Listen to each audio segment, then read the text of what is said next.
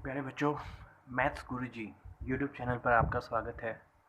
आज हम इस लेक्चर में जो लास्ट संडे मंडी सुपरवाइज़र का एग्ज़ाम हुआ है 28 मई 2017 को, उस एग्ज़ाम में इवनिंग शिफ्ट में जितने भी मैथ से रिलेटेड क्वेश्चन आए हैं, आज हम उस लेक्चर में वो डिस्कस करने वाले हैं कि उन सभी क्वेश्चनों का क्या राइट आंसर है।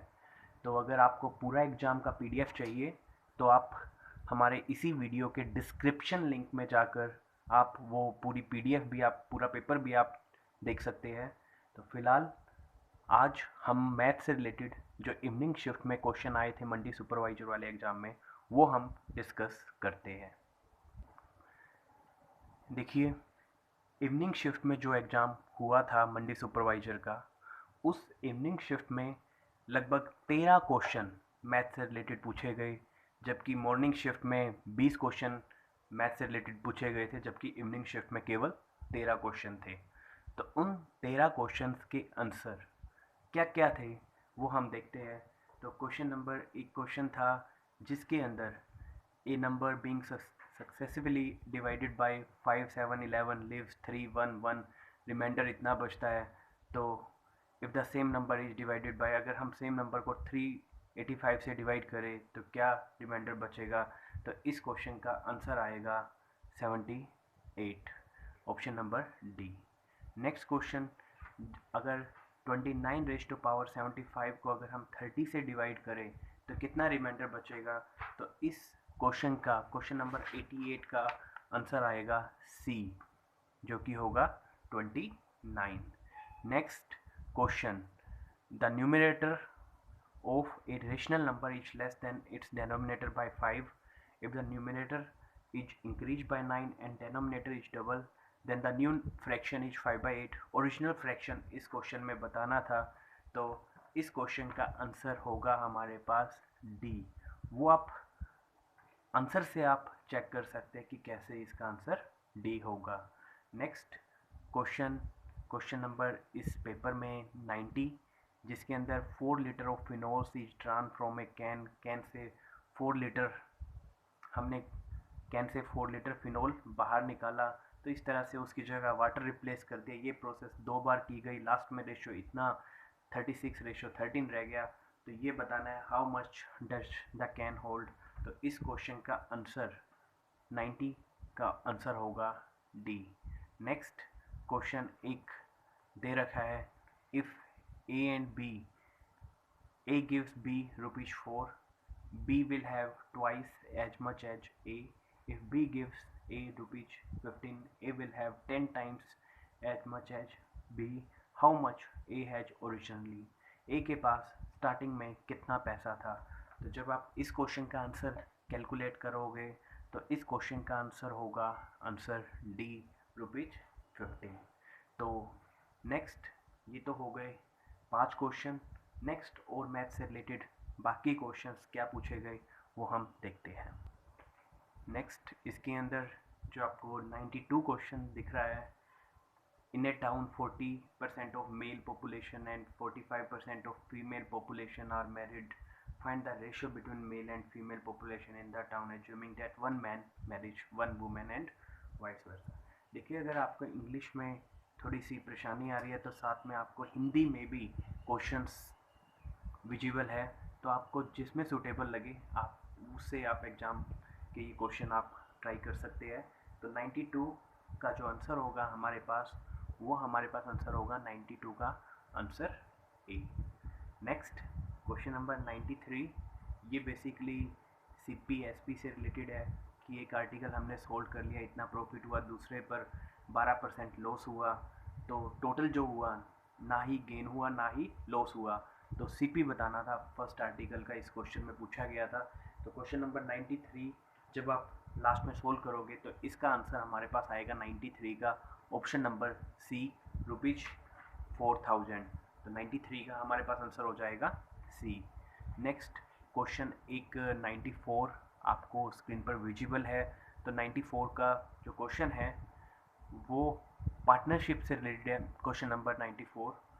तो जब हम इसका आंसर कैलकुलेट करेंगे 94 का आंसर होगा आंसर बी, 94 का हमारे पास आंसर आ जाएगा बी।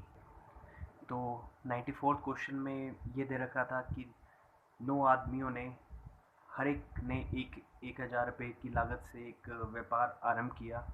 बाद में 10वां आदमी सभी 10 आदमियों के औसत योगदान से 3600 रुपये ज़्यादा देकर इस साझेदारी में शामिल होता है। 10वें आदमी ने कितना योगदान दिया? तो जब आप इसका आंसर कैलकुलेट करोगे तो उसका आंसर होगा 10,400।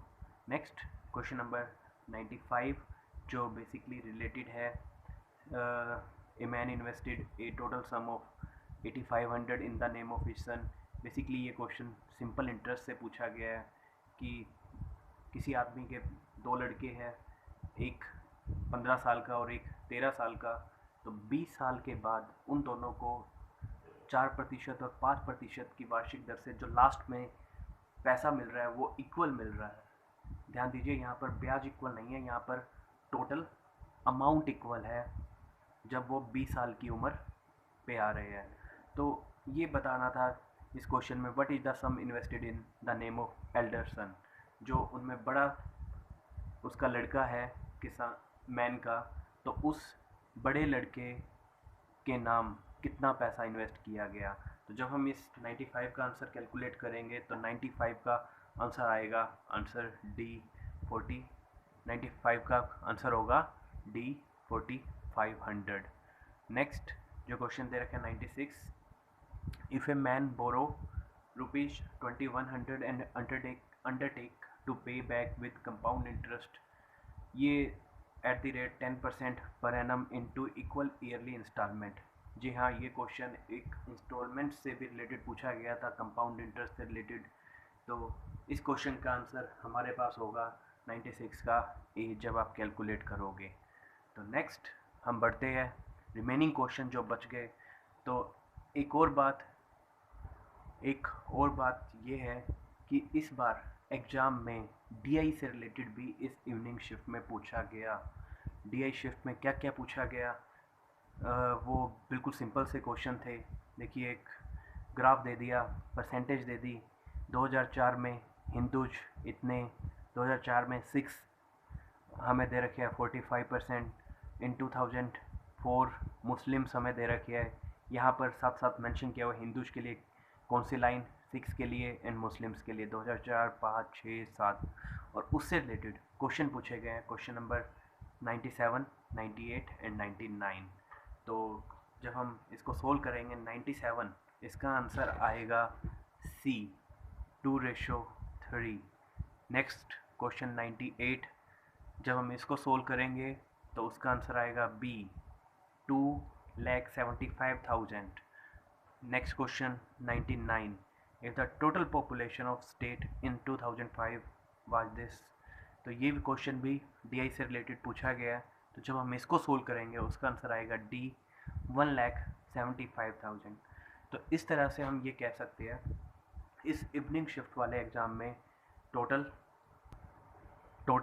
13 क्वेश्चंस मैथ से रिलेटेड पूछे गए, जिसमें 3 क्वेश्चन तो डीआई से रिलेटेड डाटा इंटरप्रिटेशन से रिलेटेड भी पूछे गए। बाकी 10 क्वेश्चंस का जो लेवल रहा तो वो आप देख सकते हैं। बाकी 10 क्वेश्चंस का लेवल थोड़ा सा पिछले एचएसएससी के क्वेश्चनों से थोड़ा हाई लेवल रहा। तो जितने भी नेक्स्ट एग्ज़ाम आएंगे एचएसएससी के लिए तो उसके लिए आप तैयार रहिए। उसके लिए आप थोड़ा अपना मैथ और अच्छे से इम्प्रूव कीजिए, क्योंकि मैथ में अब कंपाउंड इंटरेस्ट, सिंपल इंटरेस्ट, उससे रिलेटेड क्वेश्चन भी देखने को मिल रहे हैं और बाकी कुछ सिंपल कंसेप्ट से भी रिलेटेड देखने को मिल रहे हैं। तो नो डाउट एचएसएससी ने मैथ्स के अंदर अपना लेवल कुछ इंक्रीज किया है। तो आने वाले कुछ एग्ज़ाम्स में, एचएसएससी के एग्ज़ाम्स में, तो उसके अंदर भी आप अपना मैथ का लेवल आप कुछ इंक्रीज कीजिए। आज इस लेक्चर में इतना ही। तो अगर आपको ये वीडियो अच्छी लगी हो तो ज़रूर लाइक कीजिए और चैनल को सब्सक्राइब ज़रूर कीजिए।